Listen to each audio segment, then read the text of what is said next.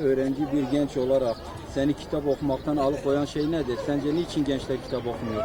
Teknoloji gelişmiş, onun yüzünden gençler kitaba değil daha çok yani telefon, tablet, bilgisayar gibi şeylere odaklanıyorlar. Onun için kitap okumayı eskiliyorlar. Peki senin hiç kendine özel okuma saatin var mı? Kitap okuduğun saatlerin var mı? Var. Ben yani ders çalıştıktan sonra hep kitap okurum. Kitap okuma bize yorucu geliyor, belki biraz sürükleyicidir ama öğrenciler hep şimdi kim telefona girmek isterse şey yaparsa herkesin neydi onun adı ya? Maddi durumu iyi olduğu için herkes telefona yöneliyor. İşte bu teknoloji aletleri yüzünden de kimse kitap okuyamıyor. Yani kendine ait kitap okuma saatin var mı? Yani benimki o kadar şey yok ama düzenli bir şekilde okuyamıyorum. Yani arada kitap okuma bize yorucu geliyor, belki biraz sürükleyicidir ama öğrenciler hep şimdi kim telefona girmek isterse şey yaparsa herkesin neydi onun adı ya? Maddi durumu iyi olduğu için herkes telefona yöneliyor. İşte bu teknoloji aletleri yüzünden de kimse kitap okuyamıyor. Yani kendine ait kitap okuma saatin var mı? Yani benimki o kadar şey yok ama düzenli bir şekilde okuyamıyorum. Yani arada günlerde okuyorum. Peki hiç bitirdiğin kitap oldu mu? Oldu. Peki şöyle bir şey söyleyeyim. Bir Müslüman olarak İslam'ın okumaya verdiği ehemmiyet hakkında hiç bilgisi var mı? Dinimizin ilk emri oku mesela. Var yani birazcık var.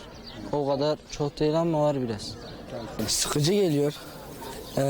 Bir eğlenceli şeyler var, bir de yerinde oturup bir şeye odaklanma var. İnsana sıkıcı geliyor. Mesela dışarıda top oynamak varken neden insan kitap okusa insana biraz şaşırtıcı geliyor ondan.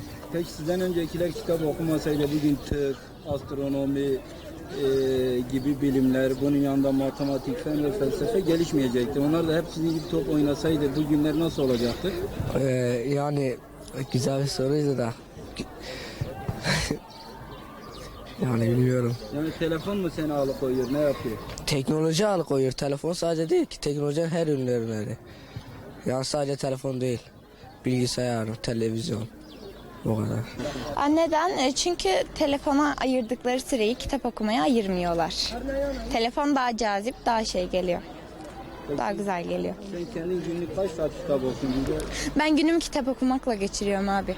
Yani ne hoşuma giderse ayrım etmiyorum.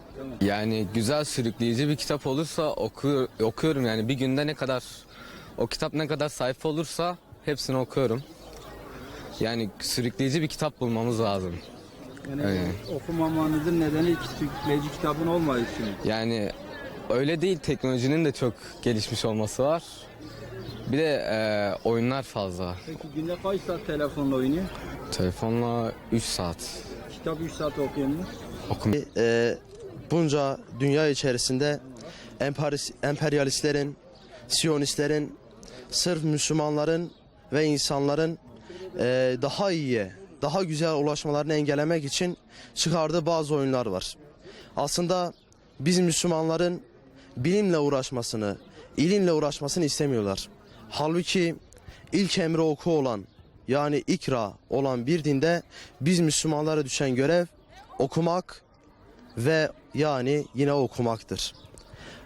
Aslında şu an emperyalistler, batıdakiler bizlere her türlü çabalarla, her türlü uğraşlarla bizlerin okumaya yönlendirilmemesi için ellerinden geleni yapıyorlar. Ve Batı dünyasında İslamofobi adı altında Müslümanlara her türlü kıyım yaparak Müslümanları harcamak istiyorlar. İşte bu bağlamda biz Müslümanlara düşen görev bilime, okumaya ehemmiyet vermektir. Daha çok önem vermektir. Çünkü okumayan bir toplum asla gelişemez.